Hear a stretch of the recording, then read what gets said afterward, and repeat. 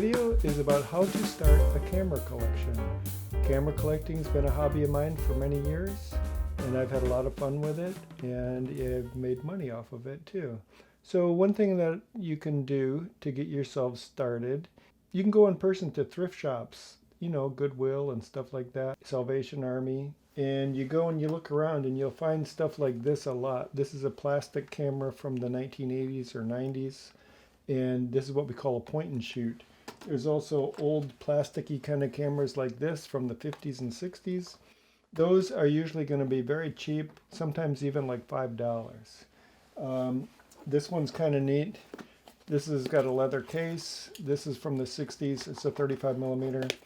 Then you can get some really old stuff like this. This is probably almost like 100 years old, an old box camera. What I like is this. This is made in Japan. It's a 35 millimeter single lens reflex camera. That's where it all started. The first camera I bought when I was a teenager was one identical to this. And the reason I got started collecting cameras was my original camera got all beat up and damaged, so I went on eBay and I bought a replacement one. And it was so cheap. I went on eBay and I bought another one and I bought another one, and it was so amazingly cheap. Sometimes for $30 I could get a camera and 3 lenses. So I got all excited and I started getting a lot of cameras. So thrift shops and Goodwill and stuff like that. And then during the summer, right now it's winter here, so they don't have too much of that, but outdoor flea markets, sometimes you'll find a whole box full of stuff. You can find cameras in there. And then people have a garage sale or yard sale. In Connecticut, they call it a tag sale because everything's got a little tag on it. And you look around and you find those cameras. And once you start getting momentum, then you start learning more and more about the different companies, the different models, the different manufacturers. There's stuff made in Japan, there's stuff made in Germany, there's stuff made in the USA, there's stuff made in East Germany. And so you start learning more and more about it. So another way to buy it is you don't go there in person, you go online on the internet, eBay, that's where I've bought a lot. But also you can find like Facebook Marketplace, and sometimes you can even find free listings. Craigslist, I look for free listings, and sometimes there's stuff people are just cleaning and they're like they want to get rid of it. And sometimes there's very nice equipment. They're just like happy to get rid of it and you're happy to get it. So Craigslist, Facebook Marketplace. In my neighborhood, we have something called Nextdoor, and it's like a neighborhood thing. And, it's kind of neat because it's local. So most of that stuff on nextdoor.com is just in my neighborhood. So those are a few other ways that you can get them. So you can get them free, and you can get them cheap sometimes. And when you get really into it, sometimes you'll find something that you're really yearning for and it's great. And then those stuff, sometimes you'll pay a lot of money for it. So there's all different levels. So collecting, there's many sources of getting it. And you know what happened to me, and it might happen to you once you get momentum, is people like, oh yeah, we know John likes cameras. Hey John, I found some free cameras somebody's giving away. You want them? So I get referrals. I have one friend who sends me links on the internet of stuff that people are giving away. And even sometimes he'll bring me boxes of stuff. So that's pretty neat. I remember one time a few years ago, I got a Nikon camera. It was kind of like this, but it had been in somebody's basement for years and it was covered with like a thin layer of grunge. It was really nasty. But after I cleaned it up, it was good and I ended up selling it and making a profit. So that can be fun. The thrill of the search. And when I bought this one, I was pretty excited to buy it. And I was at a yard sale and there was a bunch of cameras and I was looking through them and they said, yeah, the guy was just here and he bought most of it. This is what was left. So I was like, oh, I'm going to hurry up and buy that because there's almost nothing left. Well, when I got it home, it turned out this is broken. So I wasted $5 on it. It's a broken camera. I can hear something rattling around in there. So sometimes that happens too, but I do enjoy collecting cameras.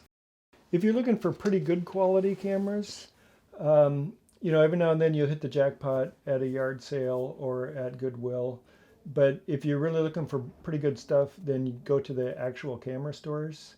The one that I like a lot is B&H. They're in New York City. You can actually walk in there if you're in Manhattan, but bnh.com has a lot of stuff. Also, Adorama is another one. There's Robert's Camera. And there's another one called borrowlenses.com. And those, when their cameras get kind of old, they sell them. So they're used, but you know, it might not exactly fit this camera collection because those are like contemporary cameras. But anyhow, the internet is a good source, and Friends is a good source, and going online, you can also put a wanted to buy. Another website that I go to is photo.net. Photo.net tends to be a lot of old guys on there. There's also a bunch of British people, not just Americans, but I really like that website. There are used cameras on there, and sometimes people are just on there saying, I'm giving this one away. I got 2 cameras a few years ago. I had to pay the postage, but I got 2 cameras. Recently, somebody told me that the difference between a collector and a hoarder is that a collector keeps everything organized. So I'll show you how I'm organized here. This box is full of cameras and stuff like that, and it's labeled right there. It says Canon. The nice thing about this box is it's going to keep the dust out, and it's clear so I can kind of see what's in there. So what I have inside of here, this is Canon cameras, Canon lenses, and I also have a bunch of owner's manuals here. I really like the manuals. I didn't have any luck selling them on eBay because people can buy these digitized as a digital file. So they weren't really interested in buying them, but I really like them. So this is organization. So I'm saying, I'm recommending that once you start collecting, find a nice way to store your cameras. I store mine in a bunch of boxes like this. I have a few of these. There's a Nikon box, and there's a Mamiya box, there's a Minolta box. Some people have like glass showcases that they got from like stores that went out of business. Keeping dust off, I think, is a very good idea. Do it however it feels good for you, and just keep your camera collection organized. If you're just starting out finding cameras and you don't know too much about them, let me give you an interesting correlation between the amount of plastic and the price. So this is like a $5 camera, very cheap and plastic and light.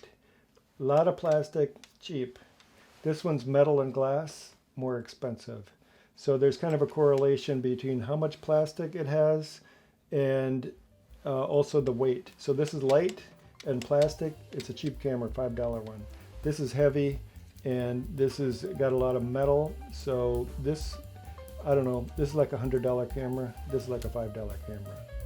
But just like anything, there's rules, and there's also exceptions to the rule. So just a little bit about this camera. It's a Kodak, and how you operate it is you're going to open it up right here. It's a twin lens reflex. You look down on it, and one lens is for the viewfinder, and the other lens is what's going to go to the film. It's a film camera. I didn't really mention Polaroids. There's a lot of Polaroid cameras out there. I don't have any in my collection anymore. I had some fun with them. I sold them all, but Polaroids are pretty popular. You can find them when you're going to like yard sales. You're going to see a lot of those. Thanks a lot for watching my video. There'll be more videos in the future.